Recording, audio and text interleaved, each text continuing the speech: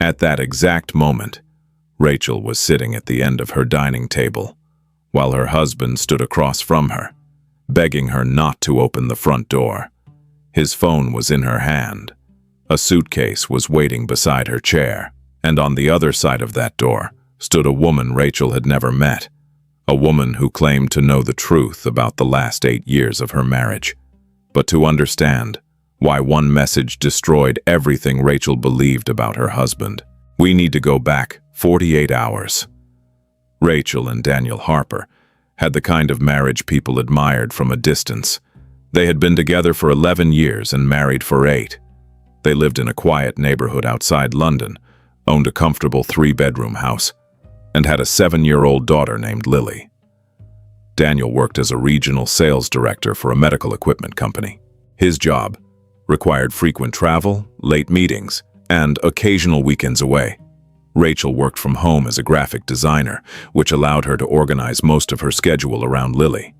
Their marriage was not perfect, but Rachel had always believed it was safe. Daniel remembered anniversaries. He brought flowers home without being asked. He kissed Rachel every morning before work and always sent a message when his train arrived. Whenever one of Rachel's friends complained about dating, she would smile and say, "I got lucky." She believed that completely. Until Tuesday evening, Daniel had returned from a 2-day business trip and fallen asleep on the sofa while watching television. His phone was on the coffee table. Rachel was not looking for anything. She had no reason to. She simply picked it up because the screen lit up. A message preview appeared. "I can't keep pretending Lily isn't yours." Rachel stopped breathing. The sender's name was saved as Megan Office. For several seconds, Rachel stared at the words, certain she had misunderstood them. Then the screen went dark. Daniel remained asleep beside her. Rachel looked at his face, the face she had known for more than a decade. She knew the small scar above his eyebrow. She knew the way his mouth opened slightly when he slept. She knew how he took his coffee, which songs he hated, and what he would order in almost every restaurant. But suddenly, she did not know who he was. Her hands began to shake. She unlocked the phone, using the code she had watched him enter hundreds of times. Lily's birthday. The message thread was almost empty. Only 3 recent messages remained.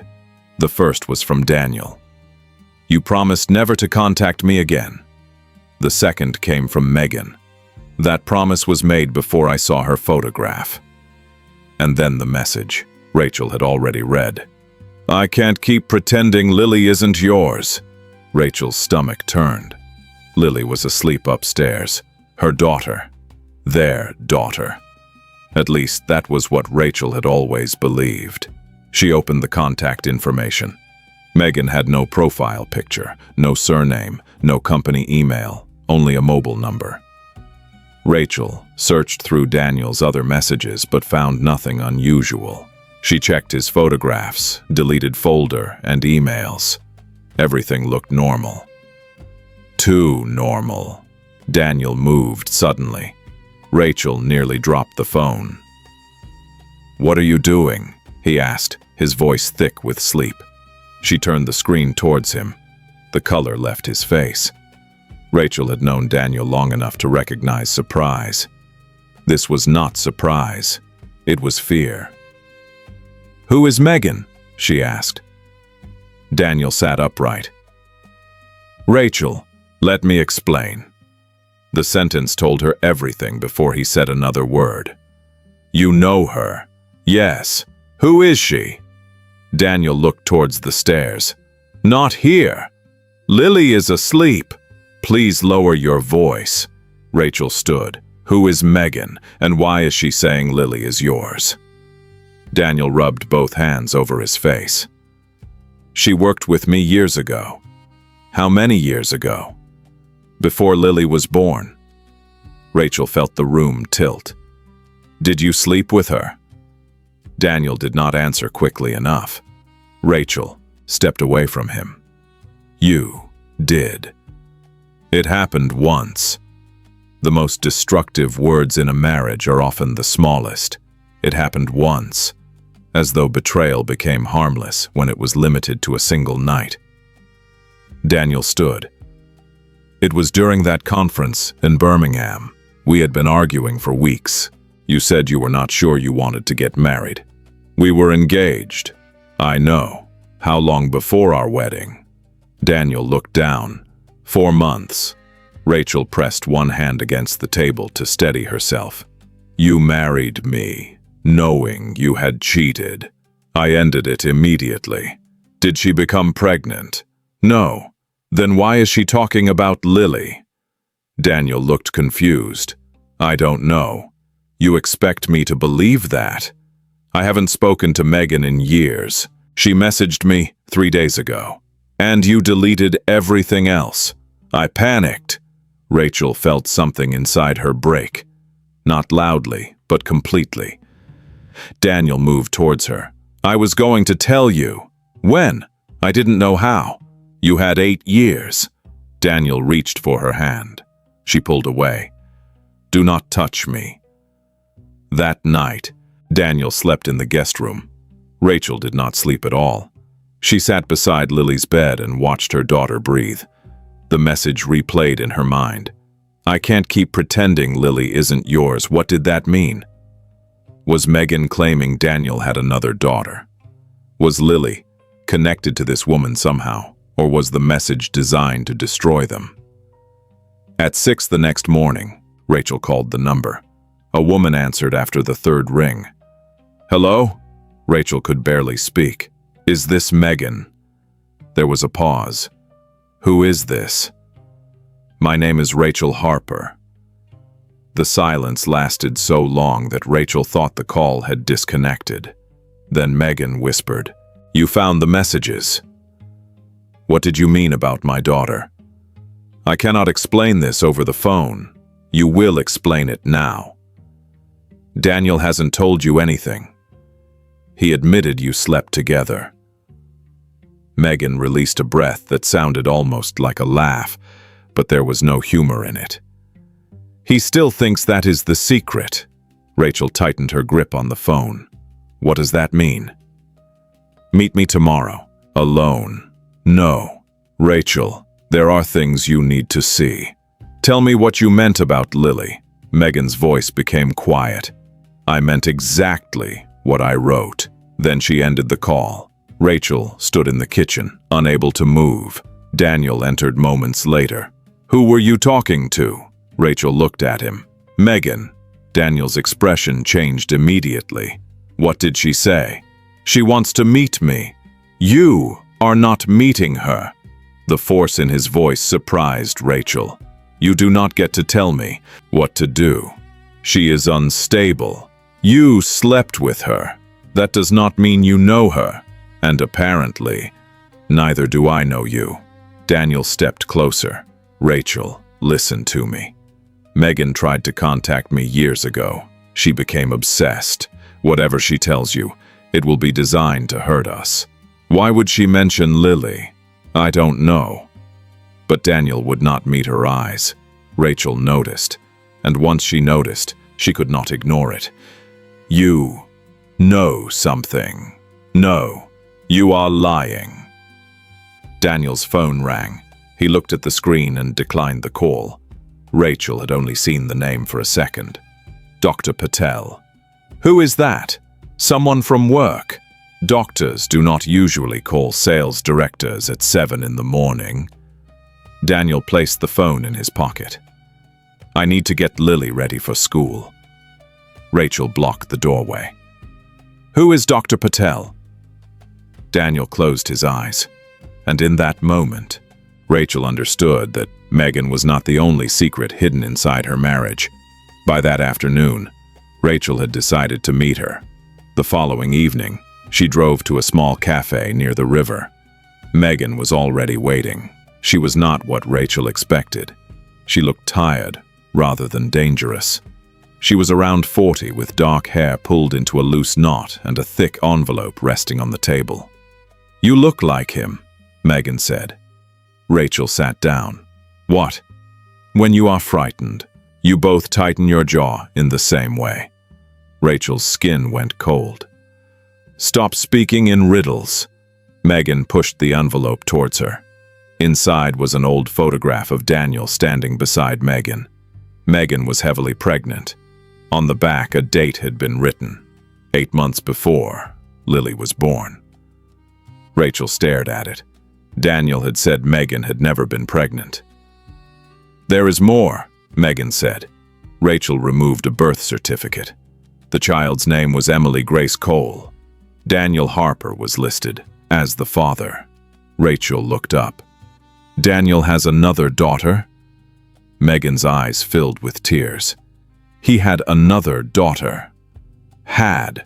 The word landed heavily. What happened to her? She died when she was 3. Rachel could not speak. Megan placed another photograph on the table. A little girl with Daniel's eyes was smiling at the camera, and around her neck was the same silver star necklace Daniel had given Lily on her 3rd birthday. Rachel suddenly felt sick. Why did you write that you could not keep pretending Lily was his? Megan stared at her. Because Lily is not only Daniel's daughter. She pushed the final document across the table. It was a medical report. At the top were 4 words that Rachel did not understand at first. Embryo transfer patient record. Then she saw her own name, and Megan said the sentence that changed Rachel's entire life. Rachel stared at the medical report until the words blurred. That is impossible. I wish it were. I became pregnant. Through IVF, Daniel and I created the embryos together. That is what you were told. Rachel pushed the report away. This is fake. Megan did not argue. Instead, she opened the envelope again and removed a collection of emails. 8 years earlier, Megan and Daniel had undergone fertility treatment while secretly involved. Emily had been conceived naturally. But after her birth, Megan and Daniel created embryos because Megan feared she might not be able to have another child. When their relationship ended, the embryos were stored at the same private clinic Rachel and Daniel later used. Rachel read the emails twice. Daniel had contacted a doctor named Arjun Patel. He asked whether one of the stored embryos could be transferred to Rachel without revealing its origin. Rachel looked up slowly. No doctor would agree to this. Not legally, Megan said. The emails showed private payments, altered records, and conversations designed to hide the embryo's identity.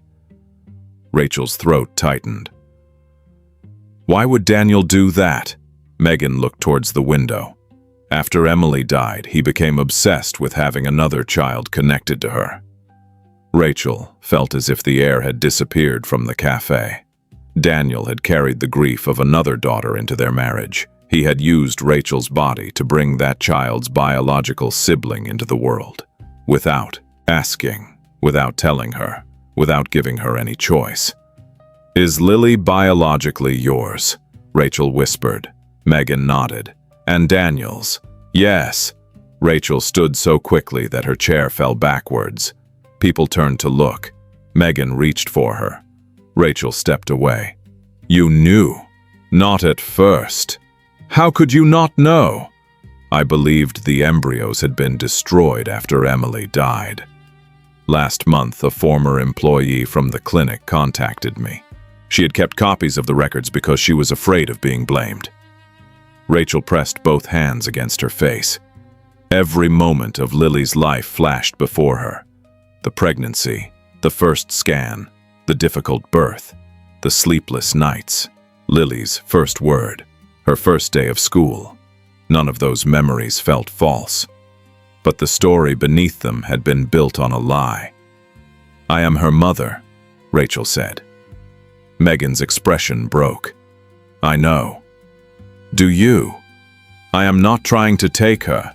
Then why contact Daniel? Because he knew the truth, and because Lily has a genetic condition that may require monitoring. Rachel froze. What condition? Megan explained that Emily had suffered from a rare inherited heart disorder. Daniel had known there was a possibility Lily carried the same gene. That was why Dr. Patel had called. A recent test connected to the clinic investigation indicated Lily might be at risk. Rachel could barely breathe. He knew our daughter might be ill. He knew there was a possibility, and he said nothing. Rachel drove home in silence. When she arrived, Daniel was waiting in the kitchen. One look at the envelope in her hand told him where she had been. You met her. Rachel placed the birth certificate, emails, and medical documents on the table. Tell me they are fake. Daniel looked at the papers. He did not speak. Tell me, Lily called from upstairs. Mom, Rachel forced her voice to remain calm. I'm all right, sweetheart. Stay in your room for a moment. Daniel lowered his voice. I can explain. You used another woman's embryo. It was my embryo, too. The answer was so cold that Rachel stared at him. You put it inside my body without telling me. I knew you wanted a child. I wanted our child. She is our child. You took away my right to choose. Daniel stepped closer. After Emily died, I could not think clearly. You were married to me. I had lost a daughter you never told me existed. Daniel's eyes filled with tears. For years, Rachel would have rushed to comfort him. This time she did not move. I loved Emily, he said. She was the best part of me. After she died, Megan and I blamed each other. We ended everything. So you came back to me. I always loved you. You married me 4 months after cheating on me. You hid a child from me. Then you arranged for me to carry another woman's biological daughter. She is not another woman's daughter. Biologically, she is. You are her mother. Do not use my love for Lily to excuse what you did. Daniel began crying. Rachel wanted to feel sympathy. Instead, she felt empty. Did you know about the heart condition? Daniel looked down. That was the answer. How long? Since Emily was diagnosed. You risked Lily's life to protect your secret. I planned to have her tested. When? I was trying to find a way. Rachel laughed once, bitterly. You always seem to be looking for the right time to tell the truth. The doorbell rang. Daniel's face changed. Do not answer that. Rachel looked towards the hallway. Who is it? I don't know, but he did. The bell rang again. Then Rachel's phone vibrated. A message from Megan appeared. I'm outside. There is one more thing Daniel has not told you. Rachel walked towards the door. Daniel blocked her path. Rachel, please. She looked at him. What else is there? Nothing. Move. We can fix this. You do not even know what you destroyed. Daniel reached for her hand. Rachel pulled away. I said move. When he refused, Rachel opened the door herself. Megan stood outside holding a small wooden box. I'm sorry, she said, but you deserve everything. Inside the box were letters Daniel had written to Emily after her death. Some were heartbreaking. Others described Rachel. In one letter, written during Rachel's pregnancy, Daniel had said, Soon a part of you will return. Rachel believes this baby belongs to both of us. Maybe one day I will tell her the truth. Rachel stopped reading. There was no misunderstanding left. Daniel had not made one desperate decision. He had maintained the lie every day for 8 years. He had watched Rachel love Lily, knowing the truth beneath her birth. He had accepted praise for being a devoted husband. He had allowed Rachel to build her entire identity inside a story he had written for her. Rachel closed the box. You need to leave. Daniel looked at her. This is my house, too. Then I will leave. Do not take Lily. Rachel turned towards him. She is 7 years old. She does not need this tonight.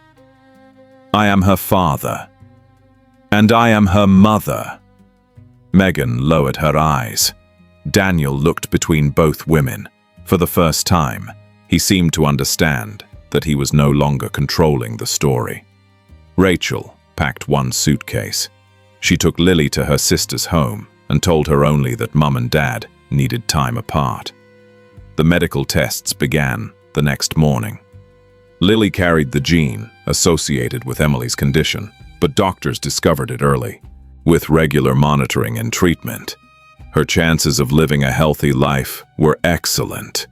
Rachel felt relief, followed by rage. Early testing could have protected Lily years earlier. Daniel's silence had not only betrayed Rachel, it had endangered their child. The divorce lasted more than a year. Daniel admitted to falsifying medical consent records with Dr. Patel, who later lost his license and faced criminal charges. Megan did not attempt to claim parental rights. She asked only for one opportunity to meet Lily when Rachel believed the time was right. For months, Rachel hated her. Megan represented everything Daniel had hidden. But slowly, Rachel understood that Megan had also lost a child, been deceived about the embryos, and carried her own grief for years. They were not friends, but they stopped being enemies. When Lily turned 9, Rachel told her the truth with the guidance of a therapist.